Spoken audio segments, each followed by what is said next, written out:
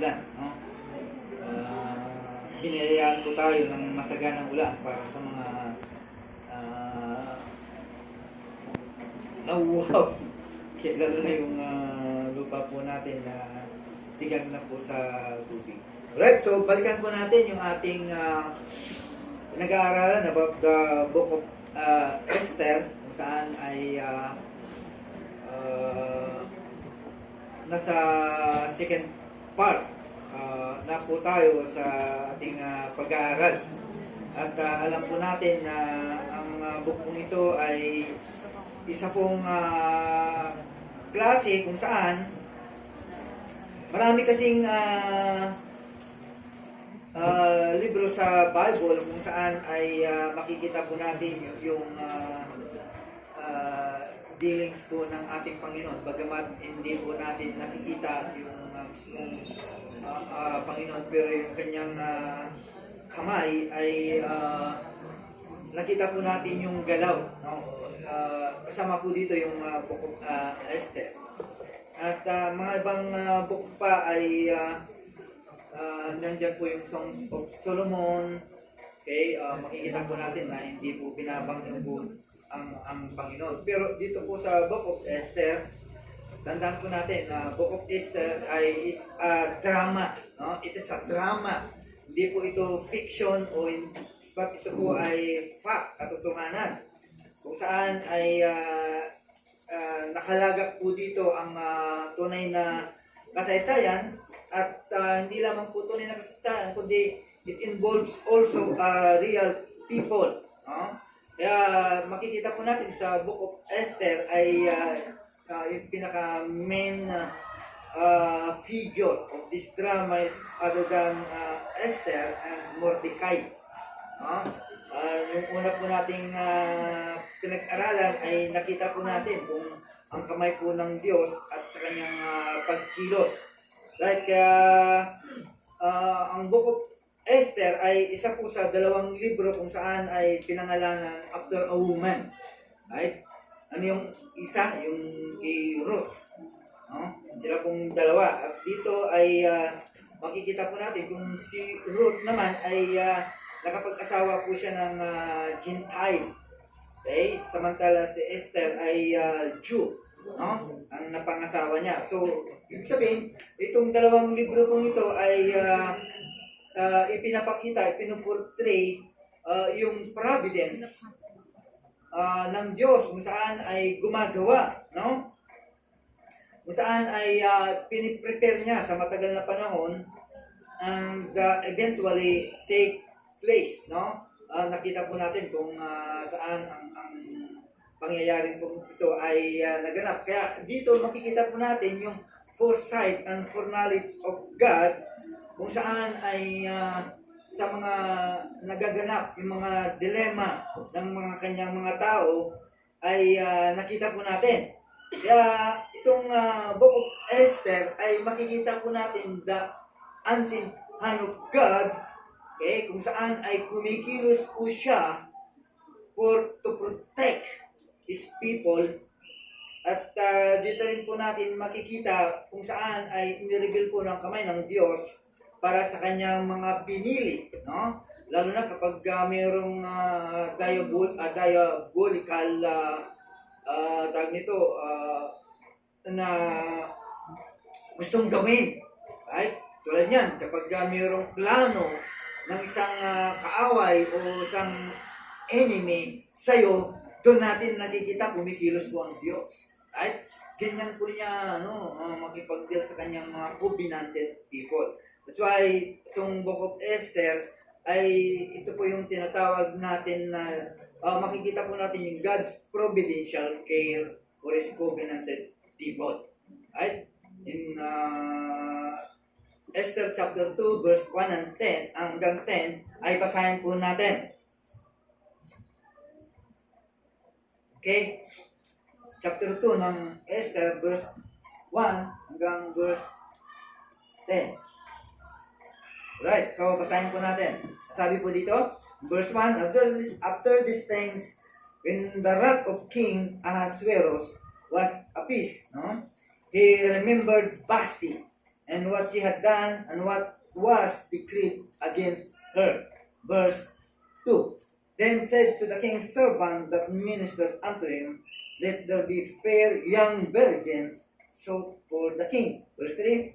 And let the king appoint officers in all the provinces of his kingdom, that they may gather together all the fair young virgins unto Shushan the palace, to the house of the women, and to the custody of Haggai, the king's chamberlain, keeper of the women, and let their things be purification be given them, and let the maiden which pleaseth the king be queen instead of Vashti. And the thing pleased the kings, and he did so. No? Verse 5. Now in Shushan, the palace, there was a certain Jew whose name was Mordecai, the son of Ahir, or the son of Shimi, the son of Kis, a Benjamite. Verse 6, who had been carried away from Jerusalem with the captivity which has been carried away with Jeconiah king of Judah, whom Nebuchadnezzar the king of Babylon had carried away. Verse 7, and he brought up Hadassah, that is Esther, his uncle's daughter, for she had neither father nor mother, and the maid was fair and beautiful, whom Mordecai, when her father and mother were dead, took for his own daughter. Verse 8, so it came to pass, when the king's commandment and his decree was heard, and when many maidens were gathered together unto Shushan the palace, to the custody of Haggai, that Esther was brought also unto the king's house, to the custody of Haggai, keeper of the women. Verse 9, and the maiden pleased him, and she obtained kindness of him, and speedily gave her the things for purification, with such things as belonged to her, and 7 maidens which were meet to be given her. Out of the king's house they prepared her and her maids unto the best place of the house of the woman. Verse 10, Esther had not shewed her people nor her hindered, for Mordecai had charged her that she should not shew it. Tayo po'y manalangin. Salamat po Diyos muli sa pagkabasa po ng iyong salita. Himos po namin muli ang mensahe kung saan ay ma-enjoy po namin ang mga bagay na matutungayan po namin sa gabi po nito. Salamat po at pinahintulot mo po sa bawat isa sa amin na makadaapang palad ka muli sa gabi pong ito. Limos po namin ang biyaya po ng iyong salita, ang banal na espiritu kung saan siya po magtuturo po sa amin ng mga karutuhan. Salamat po at patawad po muli sa lahat ng mga pagkukulang po namin. At salamat din po Diyos sa mga gawain kung saan ay inaatan mo po sa bawat isa kung saan ay nagampanan po namin ng may katapatan po sa inyo.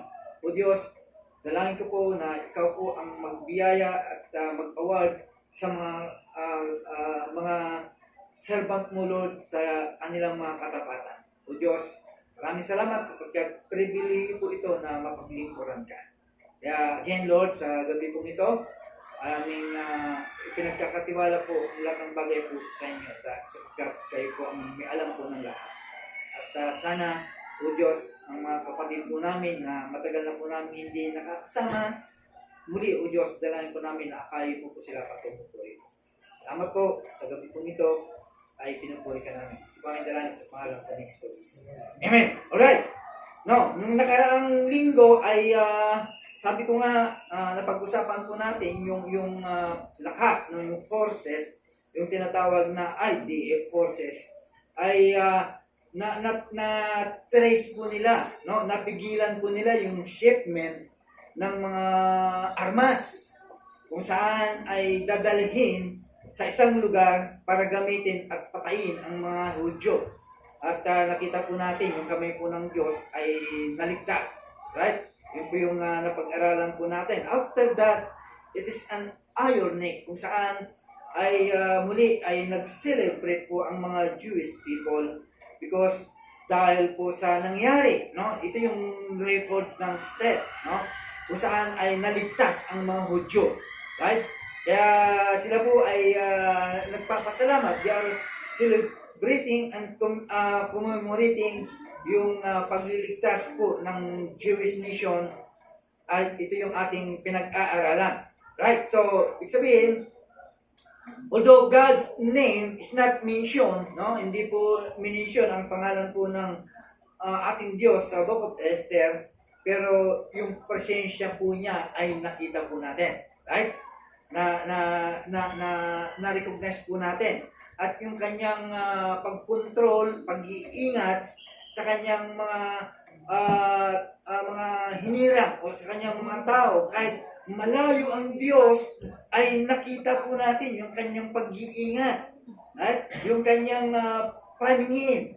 Kaya natutunan po natin, no? Kahit sabihin mo na parang ang layo ng Diyos sa akin, pero nakita po natin yung patuloy na pag-iingat po niya.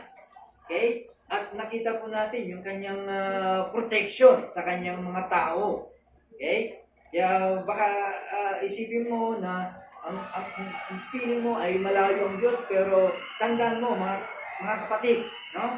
Yung kanyang banal na pag-iingat ay hindi po malayo. Kaya nakita po natin yung destiny ng kanyang mga tao sa pamamagitan ng iyang kamay, at ngayon ganon din ang kanyang ginagawa sa ngayon sa bawat isa po sa atin. So ay nakita po natin sa ating mensahe last ng ating pinag-aralan yung providence of God, kung saan ay kumilos po siya, no? Kumilos po siya sa hari, sa kanyang mga mga alipores. Lahat po yun ay kamay po ng Diyos po doon. Kahit sa queen, no? Nakita din po natin yung kilos ng Diyos. Right? Kung paano kumilos ang Diyos. Kaya hindi lang po yun. Sa lahat ng mga involved during that time, nakita po natin ang kamay po ng Diyos. Kaya natutunan din po natin na karamihan sa mga events ay na konektado sa plano ng Diyos ay ginagawa po niya to respect His people. No? Kahit sabihin mo, ikaw ay nasa bingit ng anumang bagay, ay nakikita po natin ang kamay po ng Diyos. At nakikita po natin na kahit anong mangyayari ay, again, no, yung kanyang purpose sa buhay po natin ay patuloy na kumikilos po siya. And alam din po natin na this is the appointment of God. Bagamat yung mga taong kung iyon ay ginawa po nila yung dapat nilang gawin. But again, tandaan po natin, God did not author their sin. No? Hindi po ang author ng Diyos ang para magkasala po sila. Pero ginawa po nila po ito, yung kanilang action, it's the result. No? Ito po yung resulta ng kanilang free and voluntary will and desire. Okay? Kaya ginawa po nila yun. Right? Now, sa gabi pong ito ay pag-aralan po natin yung several more providential event. Okay? Yung kung saan ay nagresulta po ito in the saving of God's covenanted people. No? Makikita po natin yung mga providential event kung saan ay iniligtas po niya ang kanyang mga tao. Right? Now, number 1, yung pagpili ng queen. Makikita po natin kung paano kumilos po ang Diyos po dito. Sabi po ng verse 2 and 4, no? Makikita po natin po doon that king's servant ay siya po yung ministro para doon. At siya po ay pipili po sila ng fair virgins, no? Yung mga dalaga kung saan ay naghahanap po sila para magiging kapalit ni Queen Vashti, no? Sa 127 provinces ay pipili po sila doon. Imagine, no? 127 provinces. Do you think hindi sila makakita ng magagandang babae po doon? Right? Makikita po natin kung paano kumilos ang Diyos po dito. Sa 127 provinces, alam nga namang wala silang makikitang fair young virgins, no? Na mapipili bilang queen. Right? Pero bakit si Hadasa ang pinili? Right? Bakit siya? Right? Makikita po natin yung providential ng Diyos. Letter A, no? The king divorces Vashti, no? Ito na yung sequence, ito na yung nangyari. That's why he commands his servant, no? In each of his 127 provinces to search and bring young virgins, no? Doon sa lugar ng Sushan. Okay? At under the provision o supervision of Higai, isa po sa pinagkakatiwalaan po ni King Ahasuerus, si Higai, no? Trusted chamberlain niya po ito. So ay yun na nga, nagkaroon. So tandaan po natin, no? Yung tinatawag na House of the Women ay merong 2 apartment sa loob, no? Ito yung pinaglalagakan kung saan pag nagkakaroon po ng pilian ay dito po nila inilalagay. Ang tawag po dito House of the Women. So ibig sabihin ay there are 2 apartment na nakalagay po doon. Bakit? Yung isa, one for the virgins before they were introduced to the king. Doon po sila. Ito sila yung grupo nila Esther. Yung isang apartment, ito yung mga babae, mga virgin kung saan sila po ay bibisita lamang sa hari. Pagka-bisita po nila sa hari, ginagawa niya ng asawa, mga to. Kaya hindi na sila nakakabalik. At ganun po yun, no? Ganun po yung sistema, no? Pagpili po doon. So, while Higai was in charge, no? Siya po si Higai in charge sa entire house, no? So, ibig sabihin, there are 2 servants kung saan ay nag-iingat doon sa dalawa. Si Higai, siya po yung nag-iingat doon sa mga virgin, kung saan naging concubines ng hari. No? In chapter 2, verse 14, ang sabi po doon, in the evening she went, and the morrow she returned into the second house of the woman. So, ibig sabihin, nagpapatunay na 2 po doon. Right? So, to the custody of Shagas, the king's chamberlain, which kept the concubines. No? Doon iniingatan yung mga sinabi ko kanina kung saan ang mga babae, kapag pumunta sila doon, tulad yan, siyempre, alam nyo, ang weakness ko talaga ng hari kong ito ay beauty. No? Kagandahan. No? Ito po ang weakness po niya, kaya lahat ay pinipili po niya. Alright, so, ibig sabihin, ay nilalagat niya po doon. Okay? Now, ito na yung nagkaroon ng purification process. Right? Kasi kailangan sundan po natin ang kwento. Now, in verse 12, diba? In verse 12, ay nakita po natin po doon. Right? Na merong 12 months, okay? 12 months na purification according to the manner of the woman. Okay? So, ibig sabihin, whosoever the days of their purification accomplished to wit 6 months with oil of myrrh and 6 months with sweet odors and with other things for the purification of the women. 2 ang gagamitin po dito para ang isang virgin bago iharap sa ating sa hari ay there are 12 months. So, every 6 months, yon gagawin po natin 2. Okay? So, ibig sabihin, ang mga babaeng po ito ay dadaan po sila sa 12 months purification process. Right? Ang galing, no?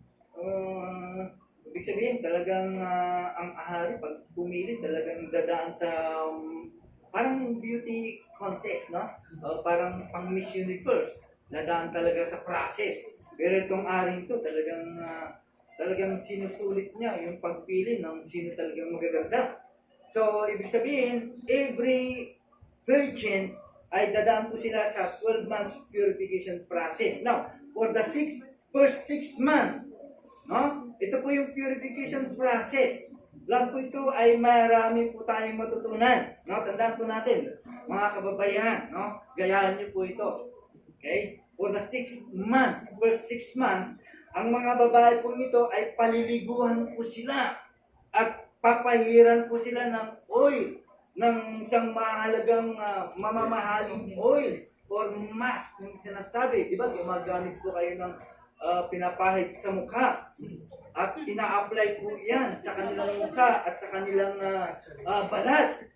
Every day, no? Hindi lang every day yun. Times a day. Ibig sabihin, 4 times, di ba? Pag kayong kababayan, pag nagpapahid kayo ng mga sa mukha nyo, hindi lang 4 times, kundi halos minuto, di ba?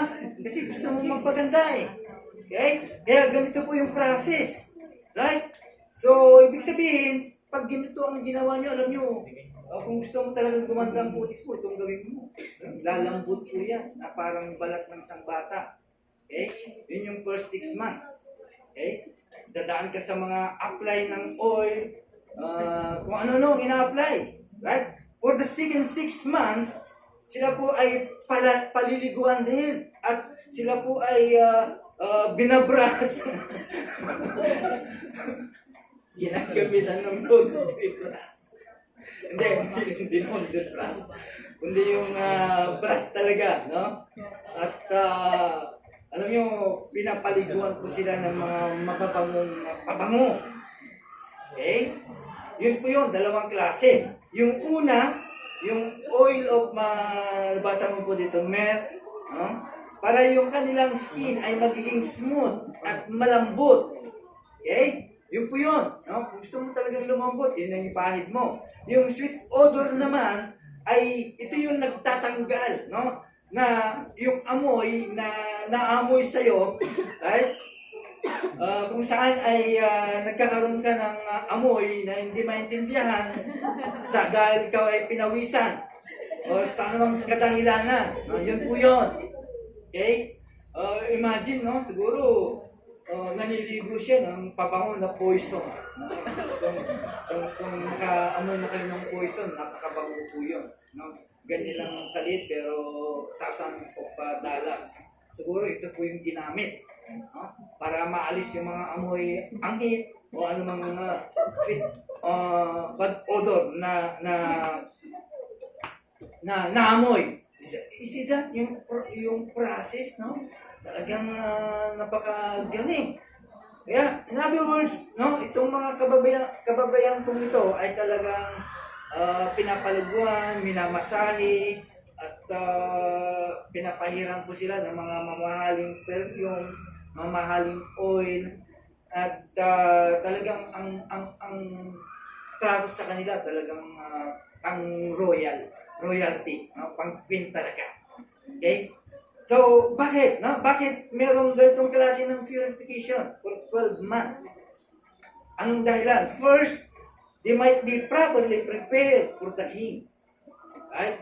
Kailangan handa po sila at handang-handa po sila para sa hari. No? And second, ay to ensure na wala pong, ibig sabihin, dahil siyempre, mga babae po ito na maaaring mali ang pagpapalaki, pagpapaganda ng kanilang mga magulang. Okay, kaya bago iharap sa hari, kailangan dumaan po sila sa tamang proseso. No? Now, ay ito na yung pagtawag kay Esther in verse 5 to verse 8. Makikita po natin.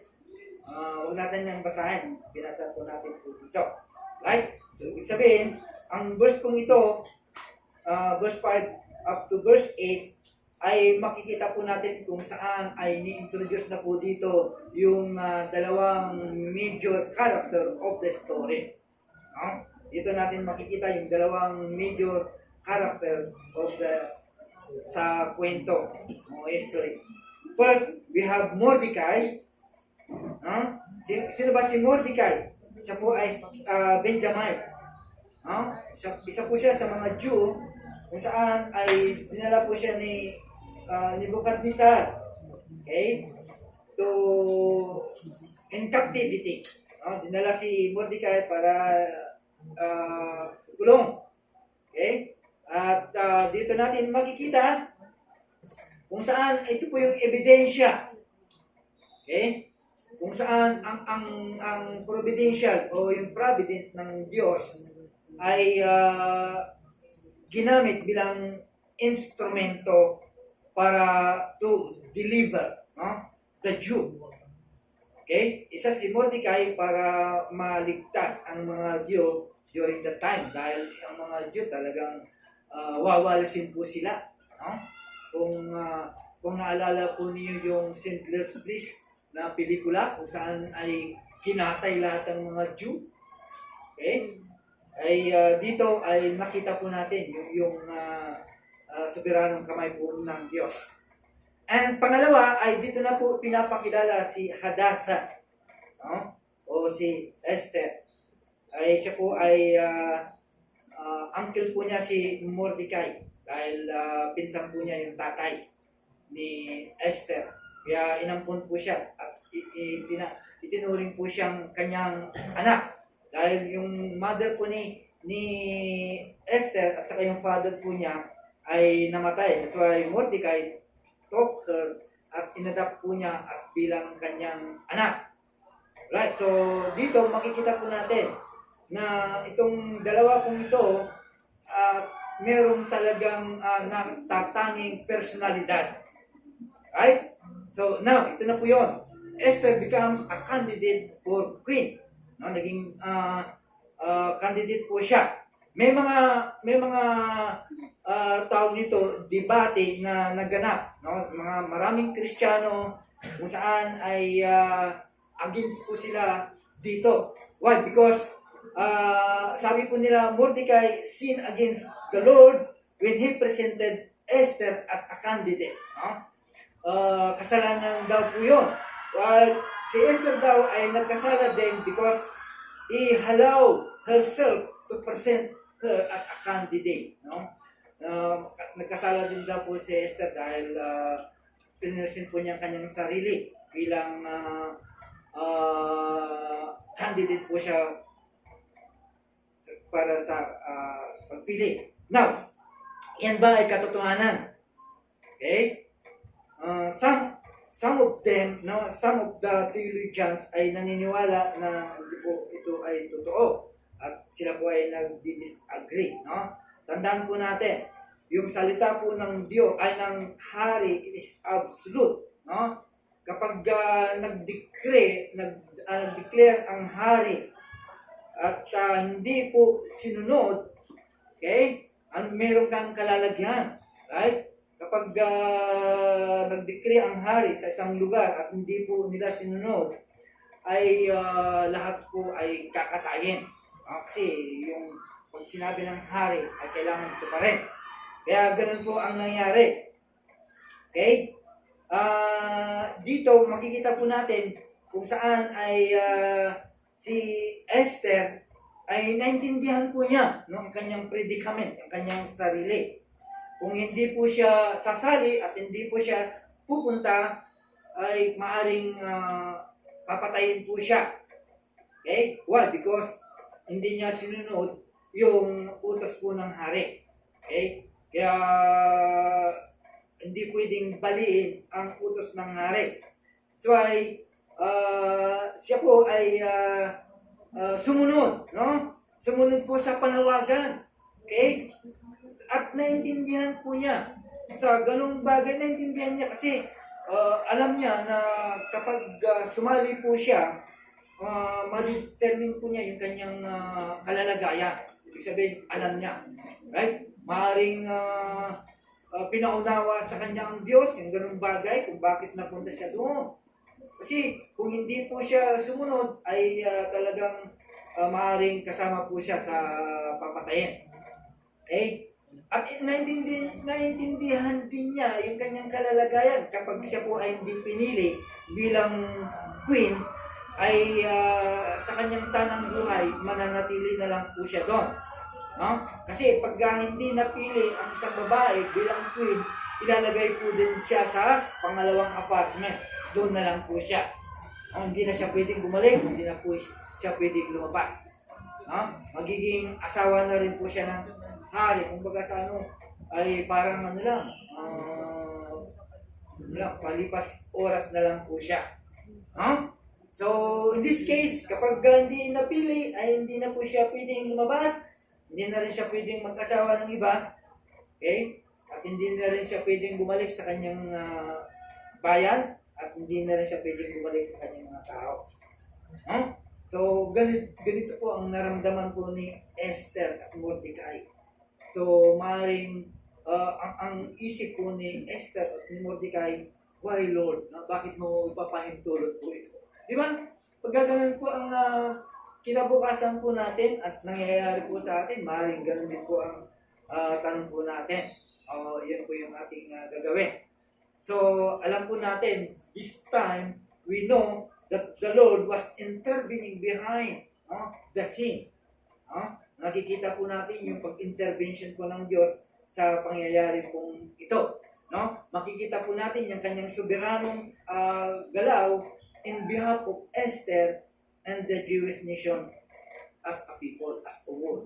Makikita po natin yung kamay po ng Diyos. Kasi, alam mo, nung siya po ay nandun na, agad nakita po natin yung favor na ibinigay ng Chamberlain, yung namumuno po doon. Di ba? Itinangi po siya, that alam niya na si Esther ay nakita niya na maganda po siya at mabait. So, dito ay nakita po natin yung pagkilos po ng Diyos. Okay? Sa kabila ng mga circumstances na darating, okay? Sa perfect will ng Diyos ay nakita po natin yung pagkilos po ng Diyos sa buhay po ni Esther. Right? As we consider yung pag-angat, di ba? From Jew, na walang po sila po doon. Napunta silang doon because of captivity. Pero nakita po natin yung pag-angat ang buhay po ni Esther, sa kanyang wala siyang magulang. Okay? Wala siyang mga magulang. At ngayon ay nalalapit po siya bilang reyna ng Persia. Okay? So makikita po natin kung paano kumilos po ang Diyos. Kaya hindi po natin masasabi kung hindi po natin may tatakwil yung providential ng Diyos sa isang babae kung saan ito po ay captive lang po siya. Right? Kaya hindi po natin may tatanggi po yun na siya po ay pinakamaganda sa lahat ng mga babae sa lugar ninyo. Imagine 127 provinces. Pero nakita natin dito sa kwento na siya po yung pinakamaganda among the virgins, Pero mo, 127 provinces po yun. Alam na namang walang magaganda doon. Pero nakita po natin. Kaya hindi po natin matatanong, ma-question yung katotohanan that God gave her exquisite beauty. Binigyan po siya ng Diyos ng kagandahan for this occasion. Right? Ito po yung gift kung saan nag-fit po sa kanya that occasion. Okay? At alam naman po natin na ang Diyos from all His ways ay from the beginning at hanggang kay Esther ay may plano ang Diyos kung saan sa pamamagitan po ni Esther ay execute ng Diyos ang plano. Okay? Right? So, makikita po natin yung provision po ng Diyos sa isang babae, At makikita po natin kung paano kumilos po ang Diyos po dito. Right? So, sabihin, si Esther po ay natagpuan po siya na siya yung pinakamagandang sa lahat ng mga fair virgins. At sa kanyang kagandahan, yun po yung gagamitin para i-deliver ang tao po ng Diyos, lahat ng mga Jew. Right? At dito po natin makikita yung susi kung saan yung divine procedure, yung providence ng Diyos para saka yung plano. At dito natin makikita kung saan paano mapupilpul po ito, paano matutupad. Right? Tignan po natin, mga kapatid, sa lahat ng mga panawagan, lalo na ikaw, pag ikaw ay tinawag po ng Diyos, tandaan mo, there is a necessary qualification kung saan ibinigay po ng Diyos to advance or to defense the cause of God. Right? Binigyan ka ng isang natatanging qualification para i-advance mo at i-depensa mo yung kadahilanan po ng Diyos. Right? Bibigyan po tayo ng necessary qualification. Alam niyo kung ano po yun? Ang binigay po kay Esther, nag-iisa lamang po yun. Okay? Nag-iisang gift at fitted po sa kanya para lang ma-deliver po ang mga Jew during that time. Ano yun? It was her beauty. No? Ito po yung binigay po ng Diyos. Okay? It is only the beauty could be the means of her elevation. No? Para siya umangat. Binigyan po siya ng kagandahan para siya umangat. Either one of us, hindi man kabutihan, no? O hindi naman kagandahan, pero some, may mga qualification kung saan ay maangat ang estado ng buhay mo bilang isang Kristiyano. Tandaan po natin, no? Hindi pumili po si Asuero, no? Yung hari ng anumang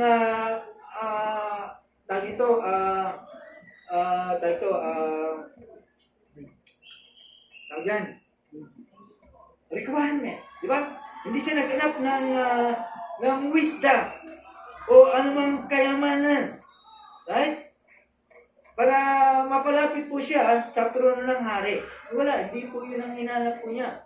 Na mayroong katalinuhan o anumang bagay na meron sa taga-Susya, taga-Persia. Okay? Hindi yun ang tinignan po ng hari. No? Or ikaw man ay magiging anak ng isang impluensyang tao, ay hindi po yun para maging malapit ka sa trono ng hari. Hindi po siya interesado doon. Alam mo saan interesado ang hari? Beauty. Yung kagandahan.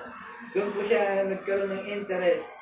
Okay? It was her beauty alone. Kung saan siya po ay napalapit sa trono.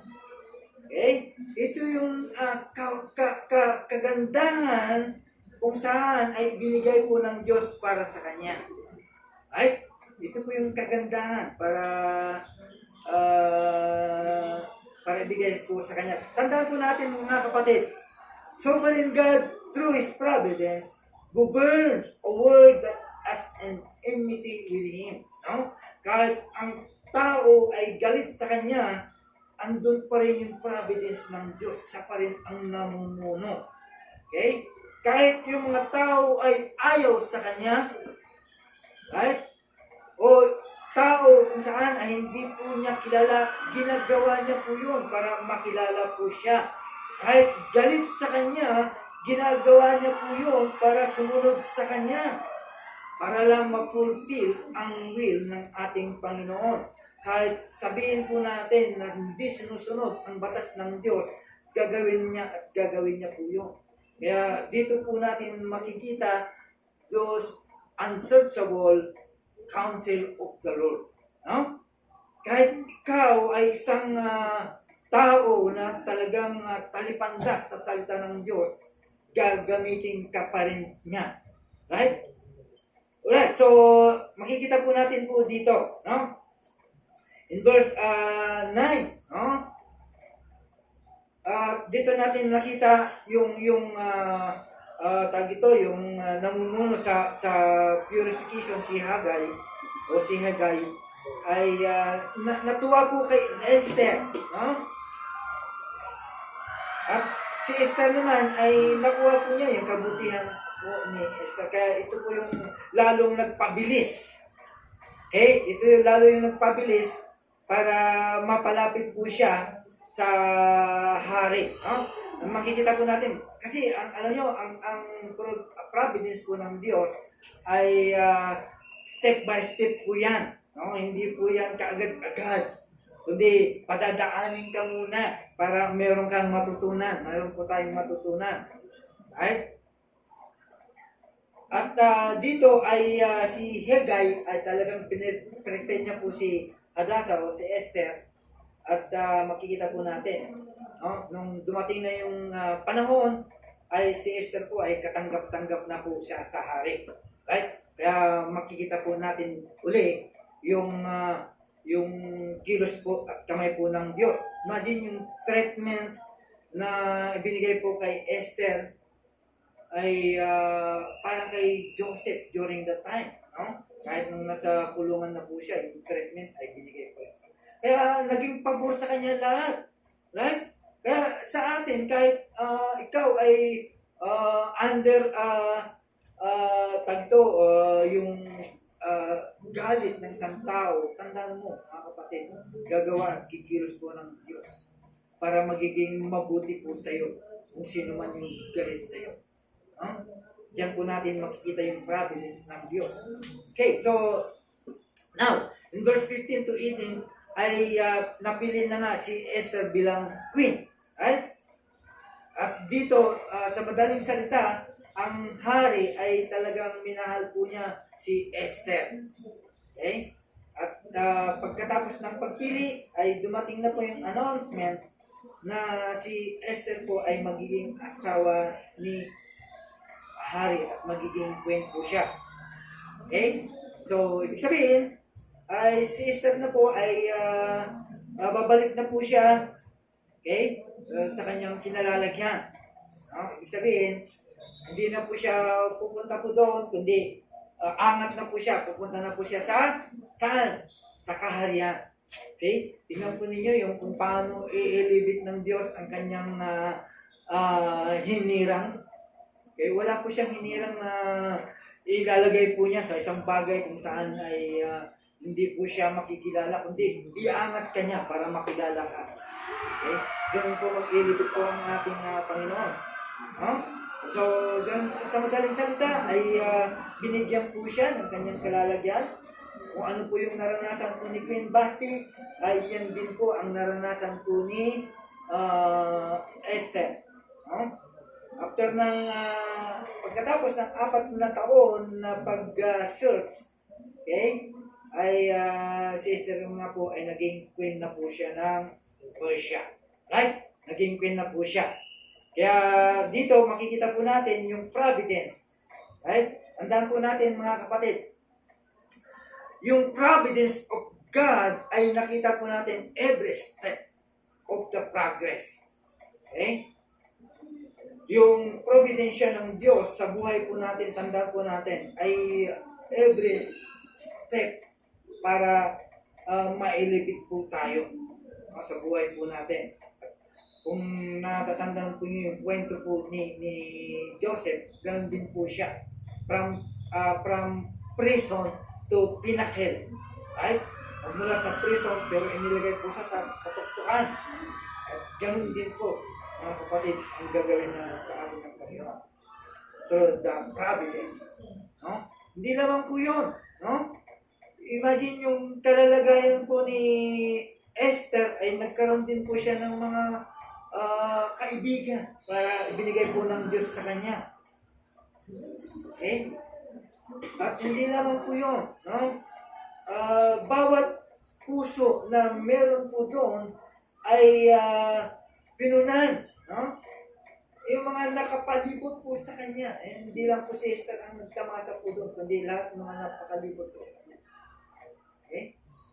At dito rin po nakikita yung kamay po ng Diyos kung saan na-accelerate yung progress ni Esther. Right?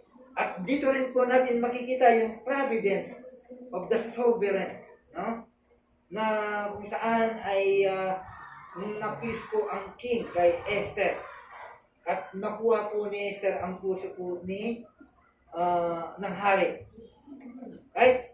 Now, mayroon pang isang tinatawag na kung saan ay nakikita po natin yung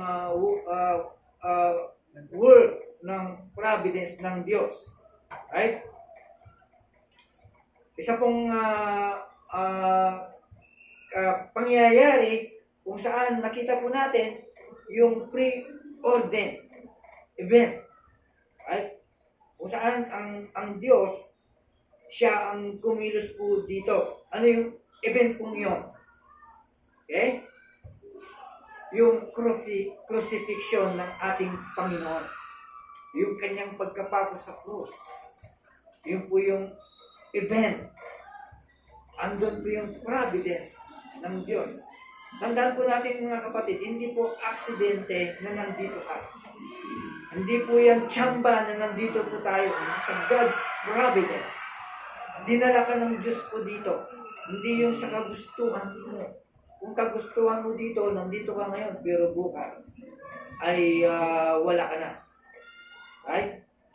Pero niloob ng Diyos na dito ka at pumasok po dito sa simbahan. Right. In Acts chapter 2 verse 23. No, tignan po natin.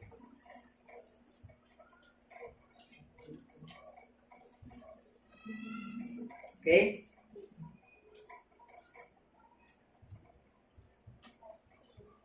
Basahin po natin. Ang pakibasa.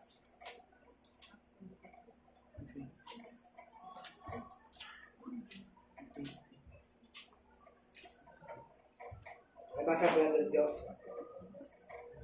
Acts chapter 2, verse 23.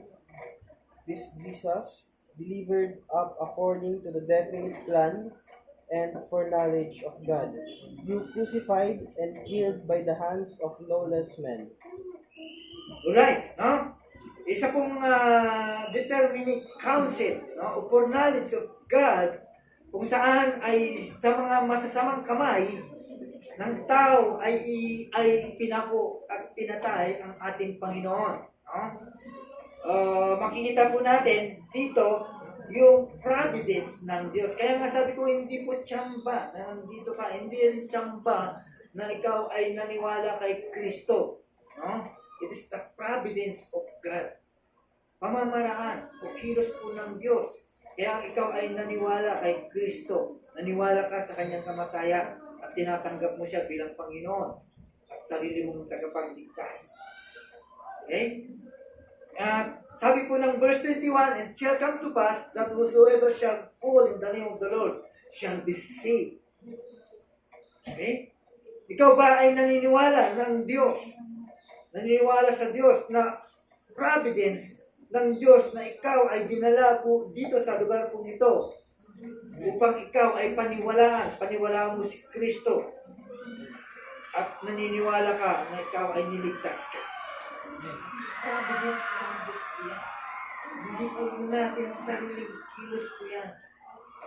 Right? Okay, so yun po yung kwento ni Esther. Okay? Tulad niya, no? Bilang isang babae, no? O palagay po natin, babaeng ito na wala pang kaalam-alam. Okay? Young virgins nga, ibig sabihin, yun pa lang ito. No? Wala pang nalalaman. Pero nakikita po natin yung kanyang stand. Ano sabi po niya sa kanyang sinabi? No? Nung time na kikilos na para harapin yung hari para maligtas ang kanyang mga kababayan. Anong sabi po niya? If I perish, I perish. Sana ganun din po tayo. Dapat tayo, bawat isa, magiging stand po tayo. No? Sa iyong pagiging Kristiyano, you have to stand your testimony. You have to stand your enemy, your family. You have to stand to your church. Okay? Magiging mag-stand ka sa lahat ng bagay, mga kapatid. Kung nagawa po ni Esther po yun, kaya din natin po yun because God, for His knowledge, o for sa kanyang providence, magagawa natin po yun. Okay? Katulad po ni Esther. Alam nyo, ikaw din, no? Ikaw din ang gagamitin po ng Diyos para maligtas din yung mga tao na nasa likod mo, nasa harap mo, at nasa mga taong gilid. Okay? Gagamitin ka. At hindi lamang po yung bibigyan ka ng gift kung saan fit para ma-accomplish po natin kung ano po yung plan at purpose po ng Diyos sa buhay po. Kung si Esther ay pinagkalooban po siya ng kagandahan para fit sa ganung sitwasyon, tandaan mo mga kapatid, tandaan mo natin mga kapatid, bibigyan ka rin ng qualification para mag-fit sa anumang okasyon po natin. Kaya hindi po natin ito pwedeng sabihin na malayo ang Diyos, no? Kung hindi mo nararamdaman at sabi mo malayo ang Diyos sa'yo, doon nga kumikilos ang Diyos eh. Kung kailan malayo, no? Kaya natutunan po natin with the distant, no? Na malayo ang Diyos, ay doon naman nakita ang pagkilos ng kanyang mga. Right? Kaya huwag po nating baliwalain po. Right? Huwag po nating i-segregate po yun. Huwag po nating talikdan ng ganong klaseng bagay dahil alam po natin ang Diyos ang kumikilos po sa bawat isa po sa atin. Okay? Yung providence po ng Diyos ay siya po yung maglilid po sa atin. Okay? Siya nga nag-lead po sa atin dito para magtiwala at maniwala po tayo kay Kristo at maligtas. Yun din po yung kanyang providence para maniwala ka din kay Kristo. Para pagtiwala mo po siya na siya ang iyong tagapagligtas. Right, no? So, meron pa tayong pangatlong part about the book of Esther. So, again, nakita ulit po natin yung unseen hand of God sa sitwasyon po nito. Kung paano po siya kumikilos sa buhay. Kung nung time ay kumikilos po siya until now, ay kumikilos pa rin po sa buhay po ng kanyang mga kinira, sa kanyang mga covenanted people. Tayo po manalangin. Maraming salamat po Diyos sa gabi pong ito na aming natuhayan patungkol po sa pagkilos po ng iyong kamay sa buhay po ni Esther. Nakita po namin o Diyos ano yung plano, ano yung purpose. Sa pamamagitan po niya o Diyos, gagamitin po siya para iligtas ang buhay po ng kanyang mga kababayan. Ganun din po kami, Panginoon. Sa buhay po namin, gagamitin po rin po ito para maligtas din po ang mga iba, lalo na po ang mga kamag-anak po. O Diyos, ano man po ang magiging kahit nan po nito, katulad po na sinabi po ni Esther, if I perish, I perish. Kaya mananatili po kami na nakatayo sa aming mga patutuo. Mananatili po kami, O Diyos, sa aming pagiging Kristiyano. Mananatili po kami na nakatayo sa aming mga kaaway, sa aming pamilya, sa aming simbahan, sa aming mga kaibigan, sa anumang bagay na meron sa buhay po namin, sa sitwasyon po ng buhay po namin, mananatili po kami nakatayo. Kaya, O Lord, tulungan niyo po kami, O Diyos, sa buhay po namin. Kung saan nakita po namin kung paano mo rin tinulungan po ang buhay po ng mga Hudyo po. Diyos, alam po namin, kung ito po ay ginawa mo po noon, until now, Lord, ay gagawin mo po sa buhay po ng iyong mga pinangakuang mga taong po, Panginoon. Kaya salamat po, Diyos, sapagkat nagbibigay po ito sa amin ng kaliwanagan na ang isang buhay ng isang Kristiyano ay nakikita mo po siya, iniingatan mo po siya, at nagpo-provide ka po, Diyos, sa lahat ng mga bagay na kailangan po niya sa buhay. Yung continuing grace mo po, Diyos, yung sustaining grace mo po, Panginoon, ay patuloy na nararanasan po namin sa buhay po namin. Salamat po sapagkat sa kabila po, Diyos, nang wala kaming kalakasan, kaalaman, subalit nanatili pa rin po ang kabawat po sa amin. Salamat po, Diyos. Hindi po na matawaran po ang pasasalamat po namin sa iyo. Wala pong kapantay po nito. Alam po sa puso po namin, Diyos, na ikaw ang Diyos po namin na may tangan po ng lahat ng bagay. Maraming salamat. At pagpalaan po ang iyong mga anak, lalo na po ang mga kapatid po namin na wala po. Maraming salamat po, Diyos. Kung ang dalangin sa pangalan po ni Jesus. Amen.